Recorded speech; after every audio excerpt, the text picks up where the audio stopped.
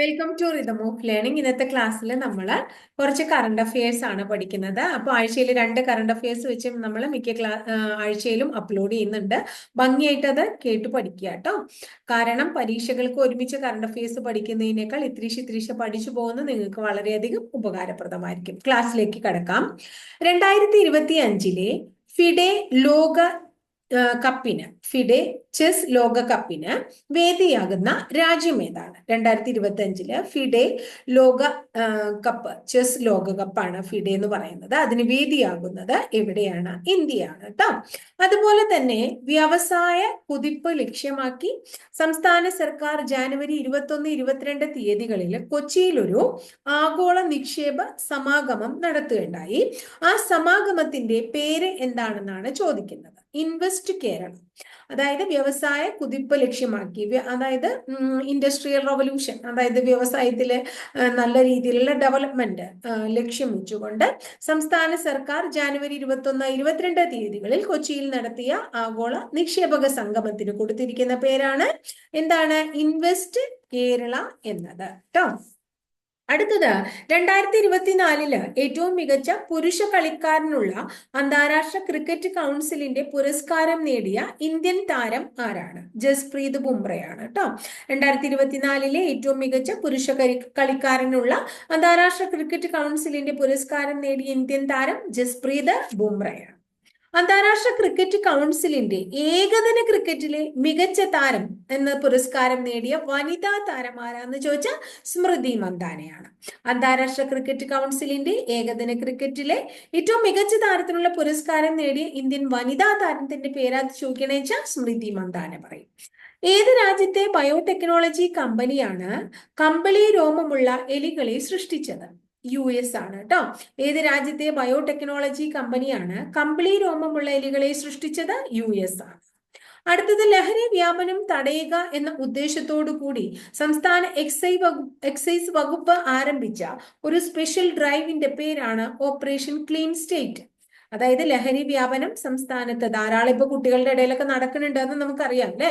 അത് കുറയ്ക്കാൻ വേണ്ടിയിട്ട് അല്ലെങ്കിൽ അത് തടയാൻ വേണ്ടിയിട്ട് എക്സൈസ് വകുപ്പ്, സ്റ്റേറ്റ് എക്സൈസ് ഡിപ്പാർട്ട്മെന്റ് ആരംഭിച്ച ഒരു പ്രോജക്റ്റ് ആണ് ഓപ്പറേഷൻ ക്ലീൻ സ്റ്റേറ്റ് എന്ന പേരിൽ അറിയപ്പെടുന്നത്. അടുത്തത് ഇന്ത്യയില് ന്യൂസ് പേപ്പർ ഡേ എന്നാണ് ആഘോഷിക്കുന്നത്. Indian news paper day January 29 Indian news paper day January 29. ഇനി അടുത്തത് തുഞ്ചൻ സ്മാരക ട്രസ്റ്റ് തിരൂരാണെന്ന് നമുക്കറിയാം. അതിന്റെ ചെയർമാനായി പുതിയതായി തിരഞ്ഞെടുക്കപ്പെട്ടത് ആരെ എന്ന് പഠിക്കണം. വൈശാഖനാണ്. ആരാണ്? വൈശാഖനാണ്. അതായത് MT വാസുദേവൻ നായരുടെ വിയോഗം നമുക്കറിയാം. അപ്പൊ ചെയർമാൻ സ്ഥാനത്ത് ഒഴിവ് വന്നപ്പോൾ പുതിയ ആളെ വെച്ചു. ആരാണ്? വൈശാഖനാണ് കേട്ടോ. ഇനി ISROയുടെ ശ്രീഹരിക്കോട്ട സതീഷ് ധവാൻ സ്പേസ് സെന്ററിൽ നിന്നുള്ള 100ാം വിക്ഷേപണ ദൗത്യത്തിലൂടെ ഭൂസ്ഥിര ഭ്രമണപഥത്തിൽ എത്തിയ ഒരു ഉപഗ്രഹം ഏതാണ്? NVS-02 എന്നാണ് അതിന്റെ പേര്. ISROന്റെ ശ്രീഹരിക്കോട്ട സതീഷ് ധവാൻ സ്പേസ് സെന്ററിൽ നിന്നുള്ള 100ാം വിക്ഷേപണ ദൗത്യത്തിലൂടെ ഭൂസ്ഥിര ഭ്രമണപഥത്തിൽ എത്തിയ ഉപഗ്രഹത്തിന്റെ പേരാണ് NVS-02. ഗുജറാത്തിലെ ജാംനഗറില് പ്രധാനമന്ത്രി നരേന്ദ്രമോദി ഒരു വന്യജീവി പുനരധിവാസ കേന്ദ്രം ഉദ്ഘാടനം ചെയ്യുന്നു. ഏതാണത്? വനതാര. ഗുജറാത്തിലെ ജാംനഗറിൽ പ്രധാനമന്ത്രി നരേന്ദ്രമോദി ഒരു വന്യജീവി പുനരധിവാസ കേന്ദ്രം ഉദ്ഘാടനം ചെയ്യുന്നു. ഏതാണത്? വനതാര എന്നുള്ളതാണ് അതിന്റെ പേര്. അടുത്തത് കേരള നിയമസഭയില് സ്വകാര്യ സർവകലാശാല ബില്ല് അവതരിപ്പിച്ചതാരാണ്? മന്ത്രി ആർ ബിന്ദു. കേരള നിയമസഭയില് സ്വകാര്യ സർവകലാശാല ബില്ല് അവതരിപ്പിച്ചത് മന്ത്രി ആർ ബിന്ദുവാണ്. ഇനി അടുത്തത് അഹമ്മദ് അൽ ഷാര ഏത് രാജ്യത്തിന്റെ ഇടക്കാല പ്രസിഡന്റായാണ് തെരഞ്ഞെടുക്കപ്പെട്ടത്? അഹമ്മദ് അൽ ഷാര ഏത് രാജ്യത്തിന്റെ ഇടക്കാല പ്രസിഡന്റാണ്? സിറിയയുടെ ഇടക്കാല പ്രസിഡന്റാണ്. ഏതിന്റെയാണ്? സിറിയയുടെ ഇടക്കാല പ്രസിഡന്റാണ്.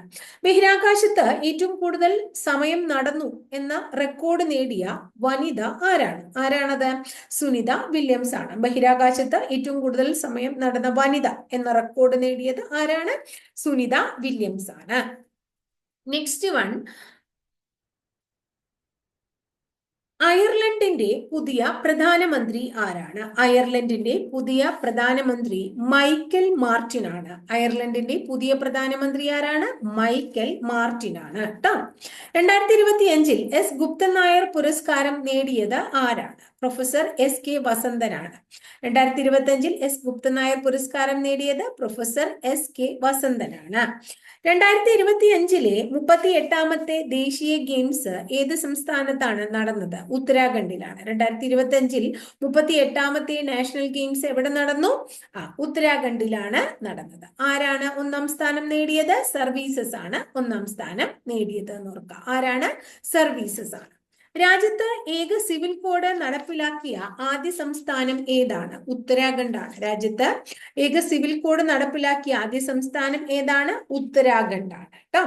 അന്താരാഷ്ട്ര ബഹിരാകാശ നിലയത്തിലേക്ക് പോകുന്ന ആദ്യ ഇന്ത്യക്കാരനായി തിരഞ്ഞെടുക്കപ്പെട്ടത് ആരെയാണ്? അന്താരാഷ്ട്ര ബഹിരാകാശ നിലയത്തിലേക്ക് പോകുന്ന ആദ്യ ഇന്ത്യക്കാരനായി തിരഞ്ഞെടുക്കപ്പെട്ടത് ആരെയാണ്? ശുഭാൻഷു ശുക്ല. ആരെയാണ്? ശുഭാൻഷു ശുക്ല. ഒന്നും കൂടെ പറയാം, ശുഭാൻഷു ശുക്ലയാണ്. ഇനി നാഡീവ്യവസ്ഥയെ ബാധിക്കുന്ന അപൂർവ രോഗമായ ഗില്ലൻ ബാരി 2025 ഇന്ത്യയിൽ റിപ്പോർട്ട് ചെയ്യാണ്. അത് എവിടെയാണ് റിപ്പോർട്ട് ചെയ്യപ്പെട്ടത് എന്നാണ് നമ്മളോട് ചോദിക്കുന്നത്. പൂനെയിലാണ് കേട്ടോ. അപ്പോ ഗില്ലൻ ബാരി എന്ന് പറയുന്ന ഒരു രോഗം 2025 പുതിയൊരു രോഗം ഇന്ത്യയിൽ റിപ്പോർട്ട് ചെയ്യാണ്. നാഡീവ്യവസ്ഥയെ ബാധിക്കുന്ന ഒരു അപൂർവ രോഗമാണ്. ഇന്ത്യയിൽ ആദ്യമായിട്ട് അത് റിപ്പോർട്ട് ചെയ്യപ്പെട്ടത് എവിടെ എന്ന് ചോദിച്ചു കഴിഞ്ഞാൽ നമ്മൾ എവിടെയാണെന്നാ പറയേണ്ടത്? പൂനെയിലാണ് അത് റിപ്പോർട്ട് ചെയ്യപ്പെട്ടതെന്ന് പഠിച്ചു വയ്ക്കാം. അപ്പൊ ഇത്രയേ ഉള്ളൂ ഇന്നത്തെ കറണ്ട് അഫയേഴ്സ് പഠിക്കാനായിട്ട്. വളരെ കുറച്ച് കാര്യങ്ങൾ മാത്രമേ ഉള്ളൂ നമ്മൾ പറഞ്ഞിട്ടുള്ളത്. അപ്പോൾ വളരെ ഭംഗിയായിട്ട് നിങ്ങൾ ആ ചെറിയ ചെറിയ കാര്യങ്ങൾ നമ്മൾ പറയുന്നത് പഠിച്ചു വെക്കുകയാണെങ്കിൽ നിങ്ങൾക്കത് എന്താ പറയുക, പരീക്ഷ വരുമ്പോൾ നമുക്കൊന്ന് പൊടി തട്ടിയെടുത്താൽ മാത്രം മതിയോ. വളരെ എളുപ്പത്തിൽ നിങ്ങൾക്കപ്പോൾ കറണ്ട് അഫയേഴ്സിൽ നിന്നുള്ള പൂർണ്ണമായിട്ടുള്ള മാർക്ക് നേടാനായിട്ട് സാധിക്കും കേട്ടോ. ക്ലാസ് ഇഷ്ടപ്പെട്ടു വെച്ചാൽ തീർച്ചയായിട്ടും ഒന്ന് ക്ലാസ് ലൈക്ക് ചെയ്യുക. അതുപോലെ തന്നെ നിങ്ങളുടെ ഇഷ്ടപ്പെട്ട ക്ലാസ്സുകൾ നിങ്ങളുടെ കൂട്ടുകാർക്ക് മാക്സിമം ഷെയർ ചെയ്ത് കൊടുക്കുക. ആദ്യമായിട്ട് ചാനൽ കാണുന്ന കുട്ടികളാണെങ്കിൽ ചാനലിൽ ഞാൻ ഓരോ ദിവസം അപ്ലോഡ് ചെയ്യുന്ന വീഡിയോസ് കൃത്യമായിട്ട് നിങ്ങൾക്ക് നോട്ടിഫിക്കേഷൻ രൂപത്തിൽ വരണമെങ്കിൽ ചാനൽ ഒന്ന് സബ്സ്ക്രൈബ് കൂടെ ചെയ്യണം കേട്ടോ. അപ്പോൾ അടുത്ത ദിവസം വളരെ നല്ലൊരു ടോപ്പിക്കുമായി നമുക്ക് വീണ്ടും കാണാം കേട്ടോ.